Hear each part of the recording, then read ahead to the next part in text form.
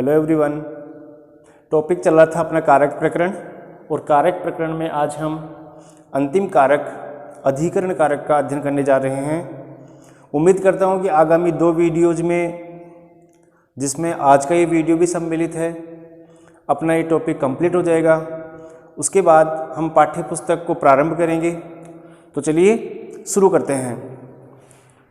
अधिकरण कारक जिसमें सप्तमी विभक्ति का प्रयोग होता है, तो इसका पहला सूत्र है आधारो अधिकरणम। सूत्र का अर्थ समझने से पहले हम सिंपल तरीके से अधिकरण कारक को इस प्रकार से समझ सकते हैं कि जब कोई कर्ता किसी क्रिया को करता है और उस क्रिया की सिद्धि में उसका जो आधार होता है, आधार से तात्पर्य है उस स्थान विशेष से जहाँ पर वो क्रिया को निष्पन्न कर रहा है, तो वो स्थान विशेष ही उसका आधार होता है और वो आधार ही अधिकरण कहलाता है। तो उस आधार में, उस अधिकरण में कौन सी विभक्ति का प्रयोग होता है? सप्तमी विभक्ति का। देखिए, क्रिया की सिद्धि में जो आधार होता है उसकी अधिकरण संज्ञा होती है। सीधे शब्दों में आप इसको यूँ भी कह सकते हो कि क्रिया की सिद्धि में जो आधार होता है उसे अधिकरण कहते हैं। और सप्तमे अधिकरणे च, इस सूत्र में 2 पद मिले हुए हैं। पहला है सप्तमी और दूसरा है अधिकरणे। इन दोनों के बीच कौन सी संधि हुई है? यण संधि। यण संधि होकर इस पद की रचना हुई है। सप्तमी के मय में जो ई स्वर है उसके सामने असमान स्वर अ होने के कारण सप्तमी के मय का जो ई जो है वो य में परिवर्तित हुआ। तो चलिए, अधिकरण में किस विभक्ति का प्रयोग होता है? सप्तमी विभक्ति का।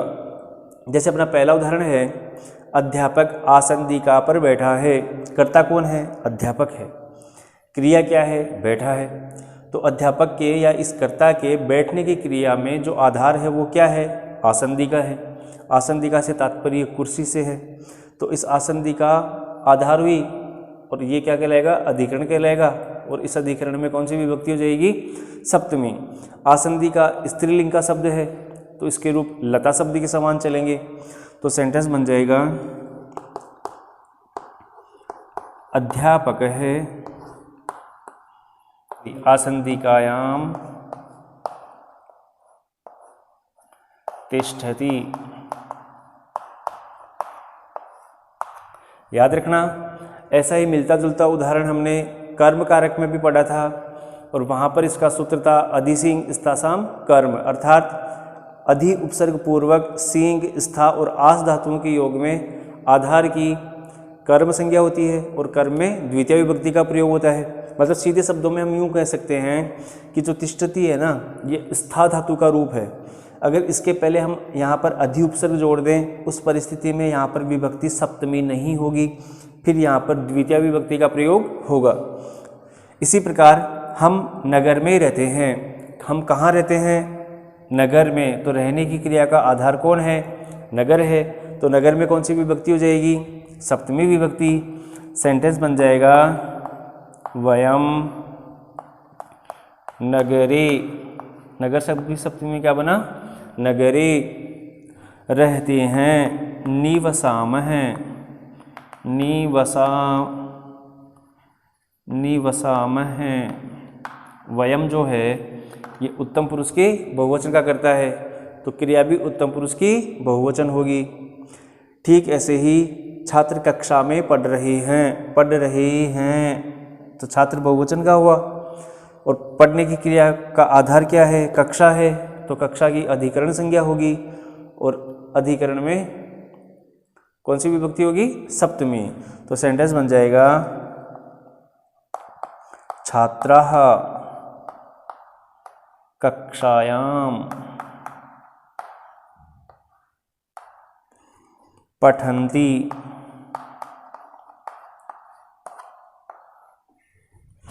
इस प्रकार से क्रिया की सिद्धि में जो आधार होगा वो आधार अधिकरण कहलाता है। और अधिकरण में कौन सी विभक्ति होती है? सप्तमी विभक्ति। देखिए, जिस आधार की हम बात कर रहे थे वो आधार 3 प्रकार का होता है। एक होता है औपश्लेषिक आधार, एक होता है अभिव्यापक आधार और एक होता है वैषयिक आधार। तो इन तीनों प्रकार के आधार से क्या तात्पर्य है, चलिए देखते हैं। पहला है औपश्लेषिक आधार। औपश्लेषिक आधार में क्या होता है कि कर्ता का अपने आधार के साथ भौतिक संपर्क होता है, वो कहलाता है औपश्लेषिक आधार। जैसे मैं चटाई पर बैठा हुआ हूँ तो मेरा और चटाई का भौतिक संपर्क है। ये चौक हाथ पर रखी हुई है तो इस चौक का और हाथ का क्या है, भौतिक संपर्क है। तो जिसमें कर्ता का अपने आधार के साथ भौतिक संपर्क हो वो कहलाता है औपश्लेषिक आधार। ठीक इसी तरह से अभिव्यापक आधार किसे कहते हैं? अभिव्यापक आधार से तात्पर्य उस आधार से है जिसमें किसी एक वस्तु की उपस्थिति को सब में समझना। जैसे तिलों में तेल विद्यमान है, अगर आप एक तिल को फोड़ कर देखते हो तो उसमें तेल की उपस्थिति का पता चलता है। एक तिल में तेल है इसका मतलब सभी में तेल है। तो इस प्रकार का आधार जो कहलाता है ना वो कहलाता है अभिव्यापक आधार। एक होता है वैषयिक आधार। वैषयिक आधार व्यक्ति की मानसिक इच्छाओं से जुड़ा हुआ होता है, मतलब किसी पर स्नेह होना, मोक्ष या स्वर्ग की कामना करना। तो ये इस प्रकार के आधार क्या कहलाते हैं? वैषयिक आधार। तो इन तीनों प्रकार के आधारों में ही कौन सी विभक्ति का प्रयोग होता है? सप्तमी विभक्ति का। चलिए एक एक उदाहरण से देखते हैं। पहला है राजा सिंहासन पर बैठता है। कर्ता कौन है? राजा है। क्रिया क्या है? बैठता है। तो राजा का इस सिंहासन के साथ भौतिक संपर्क हुआ। भौतिक संपर्क है तो ये औपश्लेषिक प्रकार का आधार हुआ। औपश्लेषिक प्रकार का आधार है तो इसमें कौन सी विभक्ति हो जाएगी? सप्तमी विभक्ति। सेंटेंस क्या बन जाएगा? नृपः सिंहासने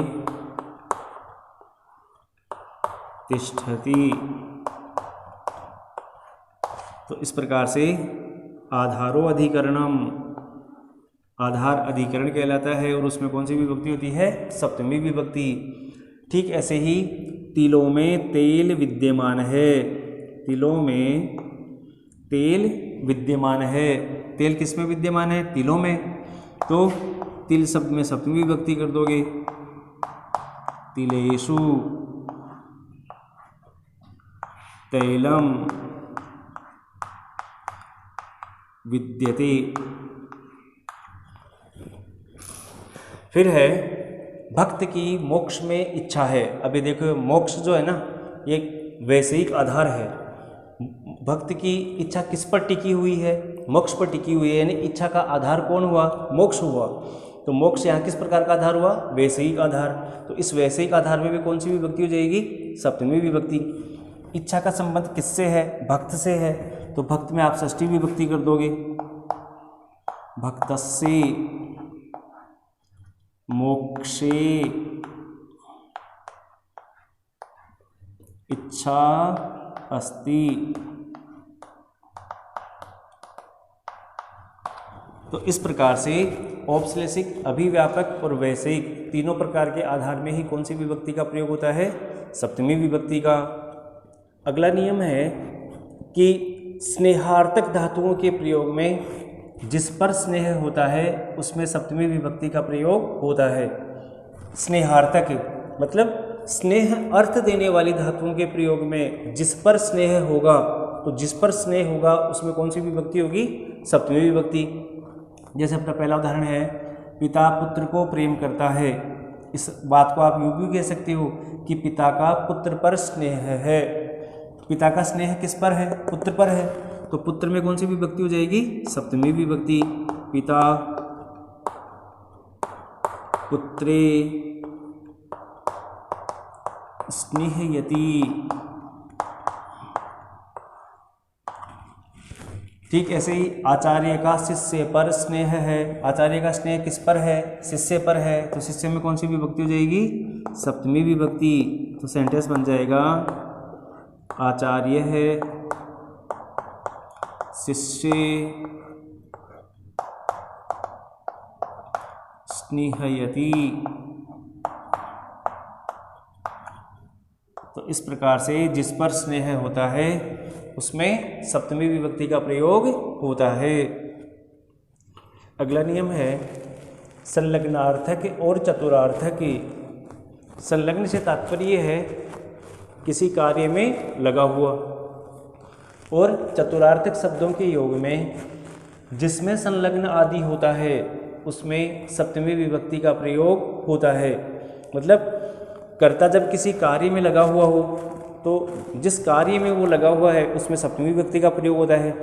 ठीक इसी प्रकार चतुर अर्थ देने वाले शब्दों के योग में जिस कार्य में चतुर आदि होता है, चतुर कह दो, दक्ष, प्रवीण, निपुण, कुशल, तो इन शब्दों के योग में जिस कार्य में कुशल, निपुण या चतुर होता है उसमें कौन सी विभक्ति का प्रयोग होता है? सप्तमी विभक्ति का। जैसे अनुराग पढ़ने में लगा हुआ है, अनुराग किस में संलग्न है? पढ़ने में, तो इस पढ़ने में इसमें कौन सी विभक्ति हो जाएगी? सप्तमी विभक्ति। सेंटेंस बन जाएगा अनुराग है पठने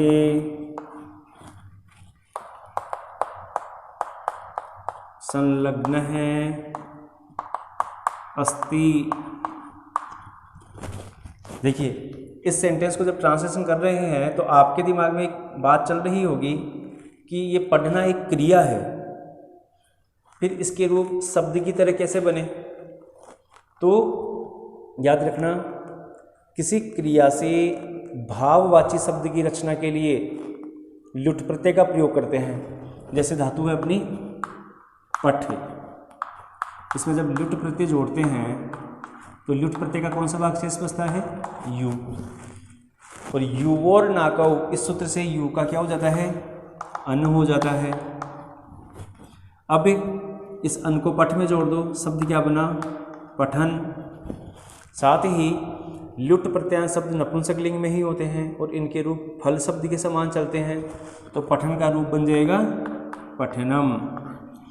ठीक ऐसे ही हस धातु से बनाओगे तो हसनम, लिख से बनाओगे तो लेखनम, ऐसे ही क्रीड से बनाओगे तो क्रीडनम, धाव धातु दौड़ना, इससे बनाओगे तो धावनम। तो अनुराग है पठने संलग्न है अस्ति। पठने, इसमें कौन सी विभक्ति हुई? सप्तमी हुई। क्यों हुई? संलग्न शब्द योगे।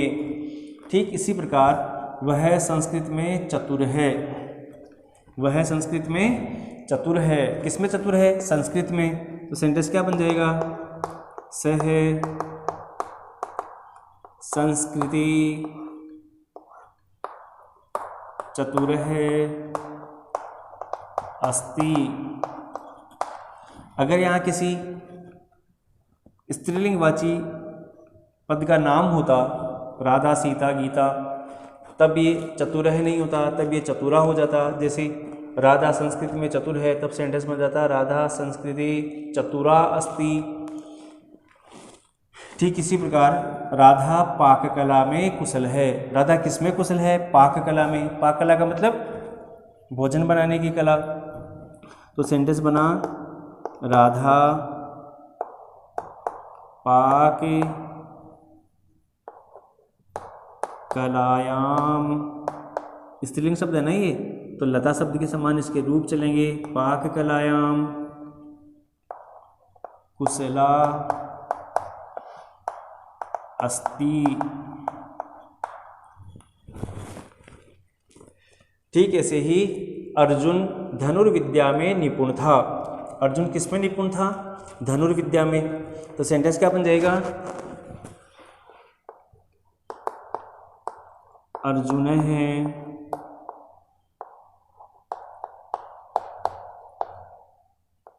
धनुर्विद्यायाम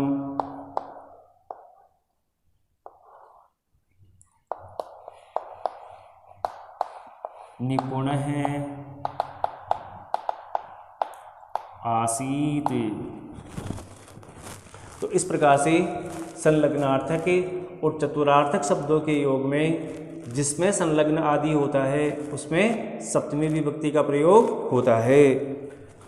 अधिकरण कारक का अपना अंतिम नियम है और इस अंतिम नियम के साथ ही आज अपना ये कारक प्रकरण समाप्त हो जाएगा। तो चलिए अगला नियम है यस्य च भावेन भावलक्षणम, अर्थात जब एक क्रिया के बाद दूसरी क्रिया होती है तब पूर्व क्रिया और उसके कर्ता में सप्तमी विभक्ति का प्रयोग होता है। इस बात को हम इस उदाहरण से इस प्रकार से समझ सकते हैं। राम के वन जाने पर दशरथ ने प्राण त्याग दिए। इस सेंटेंस में दो क्रिया हो रही है, पहला जाना और दूसरा त्याग करना। तो ये जो पहली क्रिया है जाना, इसका कर्ता कौन है? राम है। तो इस राम में और इस क्रिया में कौन सी विभक्ति हो जाएगी? सप्तमी विभक्ति। तो सेंटेंस बन जाएगा रामे वन। वन क्या है? यहाँ कर्म संज्ञक है। कर्म में कौन सी विभक्ति होती है? द्वितीया। तो वनम। अब जाने पर, इसमें गम धातु में सप्तमी विभक्ति गते। अब फिर बात आती है कि गम धातु में सप्तमी विभक्ति कैसे हो सकती है? धातुओं के रूप तो पुरुषों और तीन वचनों में परिवर्तित होते हैं, तो फिर इसके रूप विभक्ति में कैसे बने? तो गम धातु में सबसे पहले तय प्रत्यय को जोड़ा गया है। कौन से प्रत्यय को? तय प्रत्यय को। तो रूप बना गत। पुल्लिंग में गत है, स्त्रीलिंग में गता और नपुंसक लिंग में गतम।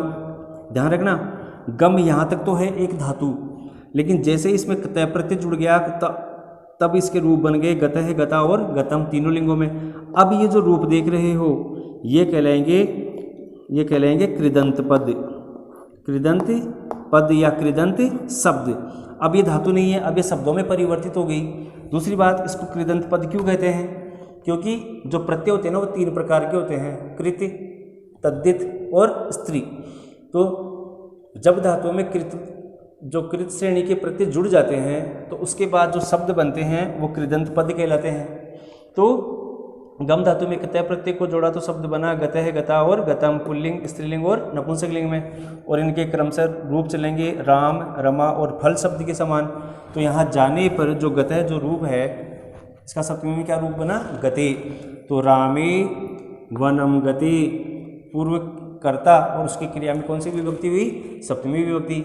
उसके बाद जो नेक्स्ट कर्ता और उसकी जो क्रिया है उसमें सामान्य नियम के अनुसार कर्ता में प्रथमा विभक्ति और क्रिया का रूप कर्ता के अनुसार ये प्रयोग करते हुए इसका ट्रांसलेशन हो जाएगा दशरथ है प्राणान, क्योंकि प्राण शब्द नित्य बहुवचन में माने जाते हैं, इसलिए इसमें द्वितीय विभक्ति का बहुवचन का प्रयोग हुआ। प्राणों को त्याग दिए, त्याग दिए क्रिया भूतकाल की है, लंग लकार की है, तो रूप बन जाएगा अत्यजत, क्योंकि कर्ता अपने प्रथम पुरुष का एक वचन है तो क्रिया भी प्रथम पुरुष की एक वचन हो जाएगी। इस प्रकार पूर्व क्रिया और उसके कर्ता में कौन सी विभक्ति हुई? सप्तमी विभक्ति। आगे का जो कर्ता और जो क्रिया होती है उसमें सामान्य वाक्य के नियम के अनुसार कर्ता में प्रथमा विभक्ति और क्रिया का रूप कर्ता के अनुसार प्रयोग किया जाता है। ठीक ऐसे ही सूर्य अस्त होने पर सभी बालक घर गए, इस सेंटेंस में दो ही तो कर्ता है और दो ही क्रिया है। पहली जो क्रिया है अस्त होना, उस अस्त होने की क्रिया का कर्ता कौन है? सूर्य। तो इस सूर्य में सप्तमी हो जाएगी और अस्त होने की जो क्रिया है उसमें सप्तमी विभक्ति हो जाएगी, तो सेंटेंस बन जाएगा सूर्य, हो गई सप्तमी विभक्ति। अस्तम गति, कर्ता और क्रिया दोनों में ही सप्तमी विभक्ति। अब आगे का सेंटेंस सामान्य नियम के अनुसार सभी बालक, सभी सर्वनाम शब्द है तो सर्वे बालकाः, सर्वे बालकाः गृहम गए, वाक्य भूतकाल का है, कर्ता अपना बहुवचन का है तो क्रिया को भी लंग लकार प्रथम पुरुष के बहुवचन में परिवर्तित कर दो, रूप बन जाएगा अगच्छन्। तो इस प्रकार से जब एक क्रिया के बाद दूसरी क्रिया होती है तब पूर्व क्रिया और उसके कर्ता में सप्तमी विभक्ति का प्रयोग होता है। तो इस प्रकार से अपना ये कारक प्रकरण समाप्त हुआ। मैं एक बार फिर से कहना चाहूँगा कि अगर किसी भी कारक में आपको किसी प्रकार का कोई डाउट हो तो प्लीज़ अपनी उस डाउट को, अपनी उस समस्या को मेरे साथ मेरे व्हाट्सएप नंबर पर शेयर करें, ताकि हम आगामी आने वाले वीडियोज़ में उन समस्याओं का समाधान कर सकें। तो नेक्स्ट कक्षा में हम अपनी पाठ्य पुस्तक के साथ मिलेंगे, जिसमें हम अपनी पाठ्य पुस्तक को प्रारंभ करने जा रहे हैं। तो तब तक आप अब तक पढ़े गए इन सभी कारकों के नियमों और उपनियमों का अध्ययन कीजिए और इन पर अभ्यास कीजिए। थैंक यू, धन्यवाद।